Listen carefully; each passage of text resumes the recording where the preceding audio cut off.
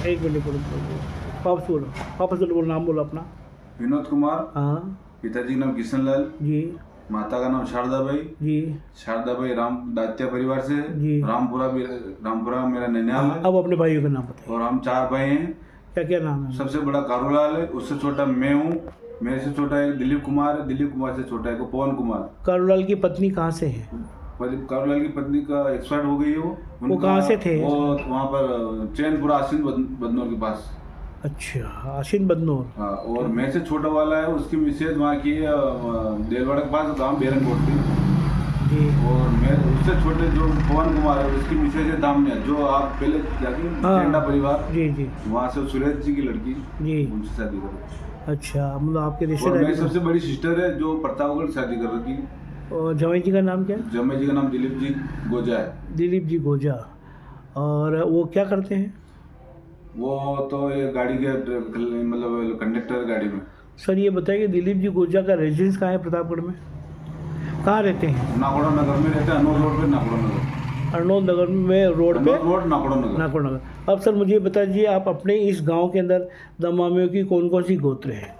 सभी बादल? बादले परिवार स्वरूप एक भी कोई अलग गोत्र का नहीं, सब बादले परिवार। चलो ठीक। सर कितने परिवार है यहाँ पे इसमें आपके परिवार को छोड़ के? मेरे परिवार से छोड़ के 3 परिवार और रहते हैं, 4 परिवार और। 4 परिवारों। इन चारों परिवारों में सर संख्या के हिसाब से कितने लोग होंगे? कम से कम 4 4 8 कम से कम 20-25 आदमी। भाई 15 तो आपके घर में ही हो रहे हैं। 15 तो फिर अन्य परिवारों में कितने हो सकते हैं? परिवार में तो 50-60 50-60 लोग होंगे। हाँ 50-60 50-60 लोग होंगे।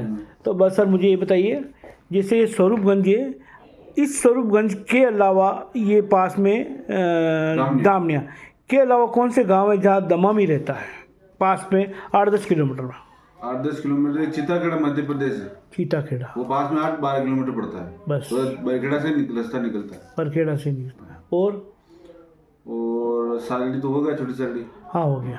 उसके अलावा सियाखेड़ी में रहते हैं, ये बादलिया परिवार ही रहते हैं। सियाखेड़ी रोड में मकान है, जो अभी उनकी अभी मौसम था अभी 2-4 दिन पहले। अच्छा, बादलिया परिवार रहते बादलिया हैं। परिवार हमारे जो अगले रहते हैं ना आगे घर, और उनका परिवार एक और वहाँ रहता है। सियाखेड़ी कितना दूर होगा सर? यहाँ से सीधा रास्ता निकलोगे आप तो 8 किलोमीटर पड़ेगा। प्रतापगढ़ रोड पे? बताओ, मेन रोड पे घर है उनका। अच्छा। स्कूल के सामने। उनका नाम क्या बताया? भैरूलाल जी और धर्मेंद्र जी। धर्मेंद्र जी, द्विवेलाल जी, बादलिया। हाँ ठीक सर। अब मुझे ये बताइए, आपकी रिश्तेदारियाँ कहाँ कहाँ है? आपके परिवार की तो आपने बता दी, जैसे और बादलिया परिवार है, तो आप अमूमन कहाँ रिश्तेदारी करते हैं? मेवाड़ में है या मध्य प्रदेश में है? मध्य प्रदेश में। मध्य प्रदेश में आपकी रिश्तेदारियाँ, मेवाड़ में कम है। कारण सर? वो मेरा ननिहाल उधर ही है और मेरे ससुराल पक्ष में भी उधर रहते हैं। जी जी जी, मतलब आपके पहले से रिश्ते जुड़े हुए हैं। चलो ठीक सर। अब सर देखो, चैनल ये चाहता है, जैसे ये मेवाड़ आता है छोटी सादड़ी में, ठीक है, आपकी रिश्तेदारी मारवाड़ में नहीं है, कोटा बूंदी नहीं है, शिखर शेखावटी नहीं है, जैसलमेर की तरफ नहीं है। अगर इन सबको हम चैनल के थ्रू एक लेके आवे, मध्य प्रदेश, महाराष्ट्र, गुजरात और राजस्थान, तो क्या आप ऐसी, अगर हमारे बच्चे अच्छे पढ़े लिख गए, तो क्या उनमें रिश्तेदारी करना पसंद करेंगे? करेंगे। बहुत बहुत धन्यवाद सर। अब एक बात ये सर, जैसे हर समाज में आजकल वो होता है सामूहिक सम्मेलन, अपने नहीं होता है, और अब तक बहुत कम हुए हैं, और बहुत सारे लोग जो अच्छे पढ़े पैसे वाले हैं वो इसमें करना पसंद नहीं करते। जबकि सरकार इसको प्रोत्साहन देने के लिए साहब दूल्हे को भी 50,000 देती है, दुल्हन को भी 50,000 देती है। अब अगर 10 या 20 या 25 जोड़े हुए हैं तो 25 लाख रुपए सरकार तो दे देगी, तो क्या वो हमारे लिए सहयोग नहीं होगा? होगा ना? तो इससे हम इसको बढ़ावा देंगे कि नहीं देंगे? देंगे। फिर सर एक बात है, आज सरकार ने कर्यावर बंद कर दिया, बावजूद इसके अपने गांव में आज होता है। आप इसमें क्या करते हैं?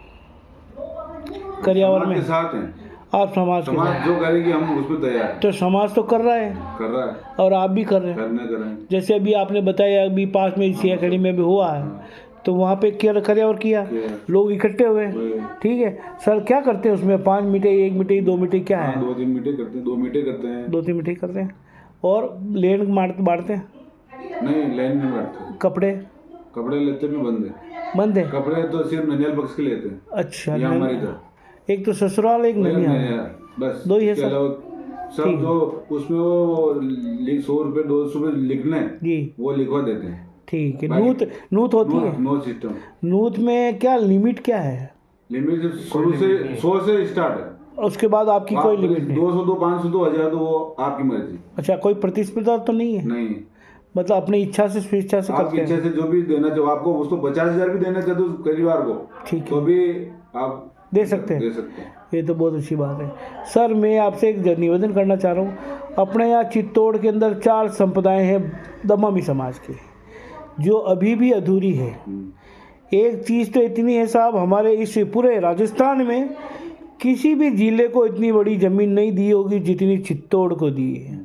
2.25 बीघा RS गठाला जी और LK पवार साहब ने दी।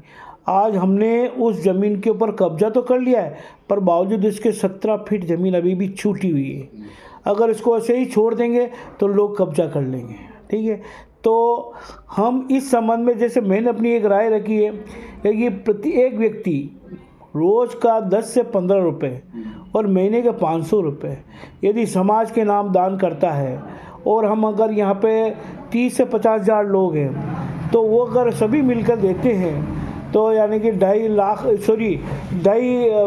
लाख रुपए होते हैं एक महीने के। तो क्या इन सभी का जीर्णोद्धार हो जाएगा कि नहीं हो जाएगा? हो जाएगा। क्या समाज को इस प्रकार का कोई करनी चाहिए कार्रवाई? हाँ जी, करनी चाहिए। है, करनी चाहिए। तो आप समाज को क्या संदेश देना चाहते हैं इस संबंध में? हम ये अपने जो भी छात्रावास है, इसमें जो भी जमीन जा रही है, जी। इसको हम समाज सबको मिलकर इस प्रोसेस को आगे बढ़ाना चाहिए, ये हम चाहते हैं। ठीक सर आपने मुझे इतना समय दिया, बहुत बहुत धन्यवाद। और मैं ये चाहूँगा कि आप मेरे इस चैनल को सभी लोगों तक पहुँचाएं, ताकि लोग ज़्यादा से ज़्यादा प्योर दमामी जुड़े। इसके पीछे ये सर कि हमें एक तो अधिवेशन करना है, ठीक है।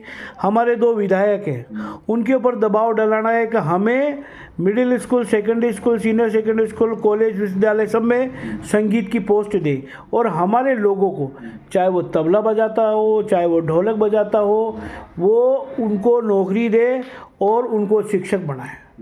जो अगर एक व्यक्ति दमामी शिक्षक बनेगा तो हर समाज उसकी दोग लगेगा, क्योंकि गुरु के सब दोग लगते हैं। फिर दूसरी बात है साहब, हमें यहाँ महीने की तनख्वाह मिलेगी 60,000। जो काम करते संगीत का उसमें इतना पैसा नहीं मिलता है। तीसरी बात है, हमें पेंशन के रूप में कम से कम 1 करोड़ रुपया तो मिलेगा। चौथी बात है, यदि हम रिटायर्ड होंगे तो हमें भी 50-60 हज़ार 70 हज़ार रुपये महीने का रिटायर्ड होने के बाद मिलेगा। और यदि इन सर्विस हम मर जाते हैं तो हमारे लोगों को नौकरी मिलेगी, चाहे पत्नी को मिले और चाहे बेटों को मिले। तो क्या हमें इसके लिए कुछ कार्रवाई करनी चाहिए? करनी चाहिए। क्या सहयोग देंगे? देंगे। थैंक यू सर, बहुत बहुत धन्यवाद। धन्यवाद।